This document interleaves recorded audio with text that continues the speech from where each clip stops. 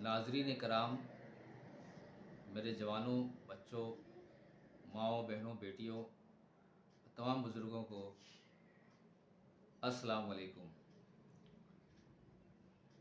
आप सबका बहुत शुक्रगुज़ार हूँ मैं कि आप लोगों ने मुझे सुना, पसंद किया, पज़ीराई की मेरी।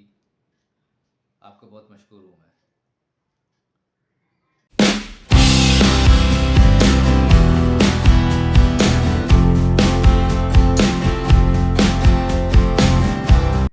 आज नए व्लॉग के साथ दोबारा हाज़िर हूँ।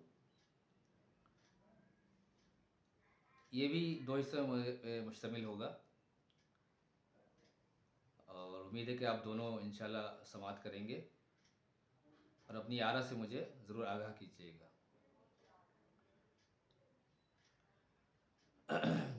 आज का मौजू है हमारा कि नारों के पीछे भागती अवाम। हमारे सरबराहान मुमलिकत या सियासी कायदीन नारा मुतारिफ कराते हैं और पूरी कौम उसके पीछे दीवानावार भागने लगती है या उसी को अपना ओढ़ना बिछोना बना लेती है। तमहीद के तौर पे मैं पहली जो बात करने जा रहा हूँ आपसे वो ये है कि आजकल हमारे इस माशरे के अंदर पाकिस्तान में इस बात पे बड़ा ज़ोर दिया जा रहा है कि चूँकि पाकिस्तानी कौम बददियानत, करप्ट और बेईमान हो चुकी है, इसलिए हमारे हुक्मरान भी हमें इसी तरह के मैसर हैं। यानी कि कहा जा रहा है कि जो 95-97% लोग हैं हमारे, वो असल में बहुत इंतहाई करप्ट है। यानी अवाम जो है वो बहुत ही करप्ट है और अवाम के किए की सज़ा बाकी लोगों को मिल रही है या अल्लाह का जो है वो अजाब जो आया हुआ पाकिस्तान में मुख्तलिफ़ शक्लों में, खाने पीने की गिरानी हो या किसी चीज़ का फुकदान हो, आटे का बुरान हो, प्याज का, नहीं, ये खुद अवाम ही इसकी कसूरवार है क्योंकि ये बहुत ही गुनहगार और बहुत ही बददियानत कौम है। इसलिए ये सारा बोझ जो है ना वो अवाम पे ही लाद दिया जा रहा है। और इसके साथ साथ जितने हमारे साफ़ी हजरात हैं, दानिश्वर हजरात हैं, सबकी बात मैं नहीं कर रहा हूँ, वाज़ा कर दूँ इस बात को। अक्सरियत वो ये बावर कराने की कोशिश कर रही है कि वाकई ऐसा ही है कि चूँकि हम पाकिस्तानी अवाम बददियानत करप्शन में बिल्कुल मुलविस हो चुके हैं, यानी हर कोई करप्ट हो चुका है, जिसकी वजह से जिसकी सज़ा के तौर पे आसमान से ये अजाब या आसमान से ये हम पे बला नाजिल की गई है। ये हुक्मरान हमारे हों या फिर दीगर लोग जो है, जिस तरह की सूरत आपको और हमें दरपेश होती है, इसके ज़िम्मेदार हम खुद हैं, मतलब ये कहा जाता है। ये तमहीदी बात थी, इसको जहन में रखिएगा। नारों के पीछे भागती हुई कौम, जिस तरह के मिसाल के तौर पर कोल्हू का बैल जिसे कहते हैं, वो घूमता रहता है एक ही जगह पे, जाना शुरू होता है फिर वहीं आता है, जाना शुरू होता है फिर वहीं आता है। ज़रा सा पीछे आप जायज़ा लेंगे अगर हमारे माजी में, तो फिर इंसाफ का तकाजा किया गया कि भाई चूँकि पाकिस्तानी को कोई इंसाफ मैसर नहीं है, तो इंसाफ दिलाने के लिए भी लोगों ने कोशिशें की। अब कितना इंसाफ आपको मैसर आया है पाकिस्तानी अवाम को, वो सब अवाम जानती है। उससे पहले जहाँ वोट को इज्जत दो, ठीक है, ये एक अजीब नारा है ये, वोट को इज्जत दो। मतलब वोटर जो है, जो वोट देने वाला है, उसको मुकद्दम करने के बजाय, उसको पहले रखने के बजाय वोट को इज्जत देने वाली बात की है, क्योंकि वो आपने वोट किसी को दे दिया है तो अब उसकी इज्जत आप करें। वोटर जो है वो वोट देने वाला वो दूसरे दर्जे में चला जाता है। हालांकि होना ये चाहिए कि वोटर को इज्जत देना चाहिए। निज़ाम की तब्दीली के लिए, तमाम मसाइल के लिए वोट हम देते हैं जिस हुक्मरान को, तो मुकद्दम इसको होना चाहिए जो वोट दे रहा है, वोटर जो होता है। लेकिन वो वोट को इज्जत दो, ठीक है भाई, हमने इसको ही बर्दाश्त किया। उससे पहले जनाब, सबसे पहले पाकिस्तान इन सब नारों के पीछे होता क्या है? सबसे पहले पाकिस्तान में है क्या? मतलब कहने का मकसद क्या है इनके? सबसे पहले पाकिस्तान, यानी किस मामले में सबसे पहले पाकिस्तान? ज़रा सा आप जहन को अपने खोल कर ज़रा सोचने में ज़रा गौर करें इस बात पे कि सबसे पहले पाकिस्तान, किस बात पे सबसे पहले पाकिस्तान है? अगर मुशर्रफ साहब ने, हमारे साबिक सदर, उनकी नज़र में पाकिस्तान को बचाना मकसूद था किसी चीज़ से, कोई बैनुल अक़वामी मसाइल से बचाना मकसूद था, तो उन्होंने अपने लिहाज से सही बात की होगी। सबसे पहले भाई पाकिस्तान की हिफाजत करनी है, बिल्कुल ठीक ही करनी है। वैसे इससे पहले मुख्तलिफ दौर के अंदर कभी कर्ज़ उतारो मुल्क संवारो, कर्ज़ भी हमारा माशाल्लाह उस दौर हुकूमत में उतर गया और मुल्क भी हमारा सुधर गया। तो ये सब नारे जो होते हैं वो क्यों होते हैं? इन सब नारों का एक दौर जब ख़त्म होता है तो हम उसी जगह पे फिर क्यों आगे खड़े हो जाते हैं? मेरी ज़ाती राय है कि नारा आपको दिया जाता है, एक जिस तरह के मैंने मिसाल दी आपको, बैल को दौड़ाने के लिए। अक्सर देखा होगा आपने, देहाती हजरात ज़्यादा वाकिफ़ होंगे इस चीज़ से, कि घोड़े को या खच्चर वगैरह के आगे, मुंह के आगे चारा बंद दिया जाता है, जिसको हासिल करने के लिए वो दौड़ता रहता है, ये चलता रहता है वो। तो उससे वो जो मज़ारा या वो जो किसान होता है वो मकसद अपना हासिल कर रहा होता है, उसका काम अपना हो जाता है पूरा। लेकिन गधे बेचारे को और या खच्चर को या घोड़े को उसी तरीके से दौड़ते रहना पड़ता है या चलते रहना पड़ता है। तो मैं जो सब समझता हूँ, ये नारा जो होता है ये इसी मकसद के लिए इस्तेमाल किया जाता है, आवाम को उसी राह पे लगा के रखना और अपने मकासद हासिल करना, जो ये करते रहे हैं। कर्ज भी जनाब ये खुद लेते हैं, हमारे सारे हुक्मरान ही कर्ज लेते हैं, बल्कि जो ये वादा करते हैं या अहद करते हैं कि अब मैं कर्ज नहीं लूँगा और मैं चला के दिखाऊंगा पाकिस्तान को बगैर कर्ज लिए हुए, वो भी लेने में मजबूर हो जाते हैं। कभी आके इन्होंने नहीं कहा कि कर्ज लेने का हमारा मकसद क्या होता है, या कोई बहुत बड़ा प्रोजेक्ट हमने तैयार किया है, कोई बहुत बड़ी हैवी फैक्ट्री कायम करनी है, कोई ज़राअत का इनकलाब लेके आना है, या बहुत बड़ा तालीमी इदारा हमें कायम करना है, उसके लिए हम ये कर्ज ले रहे हैं, इतना डॉलर ले रहे हैं, 1 अरब रुपए ले रहे हैं हम, और इससे हम इस प्रोजेक्ट को पाया तकमील तक पहुंचा के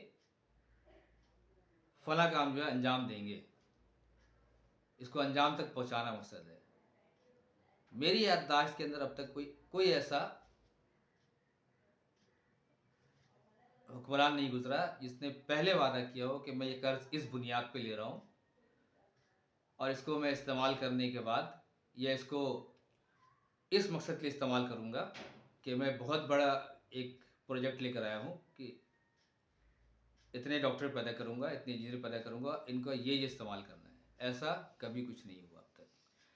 तो वो कर्ज लेके जाता क्या है, वो वही बता सकते हैं हजरात, जो कर्ज लेते हैं उसका इस्तेमाल क्या करते हैं और किस तरह करते हैं। अवाम को आज तक कुछ नहीं मिला है। इन्होंने कभी नहीं कहा आखिर ये कि हाँ भाई हमने कर्ज लेना है IMF से कर्ज, अभी बारी है, तीसरी बारी है इस दौर में, तो उस कर्ज लेने का मकसद क्या है आपको पता है? कोई अवाम जानता है कि भाई कर्ज लेने का मकसद क्या है, किस जगह इसको इस्तेमाल किया जाएगा? क्योंकि आखिरकार इस कर्ज को जो है उतारना अवाम नहीं होता है, अवाम ही इस कर्ज को उतार रही होती है।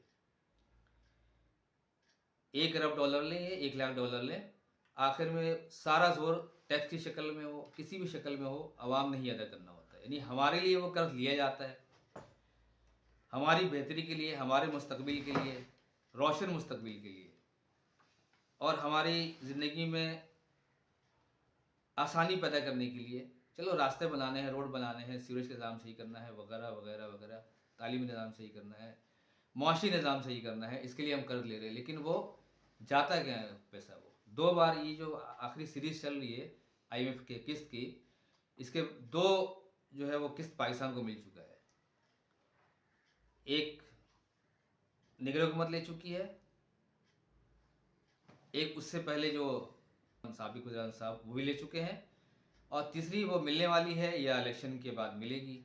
या इलेक्शन से पहले मिल जाए। तो कभी लोगों ने बताया है कि भाई कर्ज क्यों ले रहे हैं, इसका मकसद क्या कर्ज लेने का।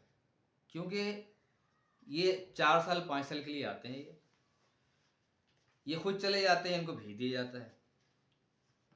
उसके बाद ये कर्ज का बोझ किसके सर पे आता है? वो आम आवाम, आप और मैं, हमारे सर पे आता है। यानी आप के ऊपर अगर मिसाल के तौर पे 1 लाख का कर्ज लिया है आपने, तो उसको अदायगी के लिए आपको मजीद और कर्ज लेने की ज़रूरत पड़ जाती है। अब तो बात यहाँ तक आवाम को कहा जा रहा है भाई कि जो कर्ज का सूद है, इंटरेस्ट, उसको वापस करने के लिए हमें कर्ज लेना पड़ता है। सूद को वापस करने के लिए कर्ज लेते हैं और फिर मजीद उसमें सूद बढ़ जाता है। मतलब वो दिन दोगुनी रात चौगुनी ना कर्ज में हम डूबते चले जा रहे हैं। तो इस कर्ज को अदा कौन करेगा? आप अदा करेंगे, हम अदा करेंगे इस कर्ज को। लेकिन कोई हम सवाल नहीं करते। आपके और मेरे मुंतखब नुमाइंदे जब आते हैं वहाँ दरवाजे पर, हम पूछ सकते हैं इस बात को कि भाई आप जो कर्ज लेते हैं, पार्लियामेंट लेती है, सरबराह लेता है आपका, तो उसका मकसद क्या होता है कर्ज लेने का? अब क्योंकि वो आपके मेरे सर पे आ रहा होता है, ये अच्छी तरह से आप ज़हननशीं कर लें कि वो कर्ज आपके और मेरे सर पे ही आ रहा है किसी न किसी शक्ल में। जो महंगाई बढ़ रही है तो वो उसी का असर है, वो उसी की वजह से ये महंगाई ऐसा ऐसा आपके हमारे सरों पे मुसल्लत की जा रही होती है। हम तो सीख रहे होते हैं महंगाई हो रही है, इसके पीछे वजूहत क्या होती हैं, कोई आके ये ब्रीफ नहीं करता है। ये किसी प्रेस कॉन्फ्रेंस के अंदर ये नहीं कहा जाता है कि हमने कर्ज लिया है, इसका मकसद ये है, ये किस तरह उतारना है। तो कर्ज उतारो और मुल्क संवारो, हो सकता है कोई और नारा लगने वाला हो, नई हुकूमत कोई और नारा लगा दी इसी शक्ल की, लेकिन वो करना भरना आपने और मैंने ही होता है। उससे पहले भी नारे लगते रहे, वो तो बहुत माजी की बात है वो, कि रोटी कपड़ा और मकान, उसके लिए पाकिस्तानी अवाम आज तक तरस रही है, रोटी कपड़ा और मकान। तो मतलब ये एक नारा एक दिया जाता है और उस नारे के पीछे हम भाग रहे होते हैं, उसको सच समझ करके पाकिस्तान में बहुत खुलूस के साथ जो है ना, वो उसके साथ खड़ी हो जाती है, उस लीडर के साथ खड़ी हो जाती है। कोई भी नारा लगा रहा होता है इस तरह का कि रोटी कपड़ा मकान, भुट्टो साहब की पूरी कौम उसके पीछे खड़ी होगी, जुल्फ़िकार अली भुट्टो साहब, साबिक़ वज़ीर पाकिस्तान। इसी तरीके से कर्ज उतारो मुल्क वार समारो, नवाज शरीफ ने नारा दिया। तो जहाँ तक मेरे हाफजे में है, उस टाइम इतनी उम्र नहीं थी मेरी, लेकिन मुझे याद है अच्छी तरीके से कि बहुत से लोगों ने अपने घर बार, अपनी गाड़ियाँ, अपने बहुत सी औरतें जेवर, बच्चों ने अपने जेब खर्च के पैसे वो तक उस अकाउंट में डालना शुरू कर दिया था। लेकिन वो कितने पैसे आए और कितना कर्ज अदा किया और कितना मुल्क संवारा, वो तो मेरे इल्म में तो ऐसा कुछ असर नहीं पड़ा था। अगर कोई ज़्यादा असर पड़ा हो तो आप बेहतर बता सकते हैं या समझ सकते हैं आप।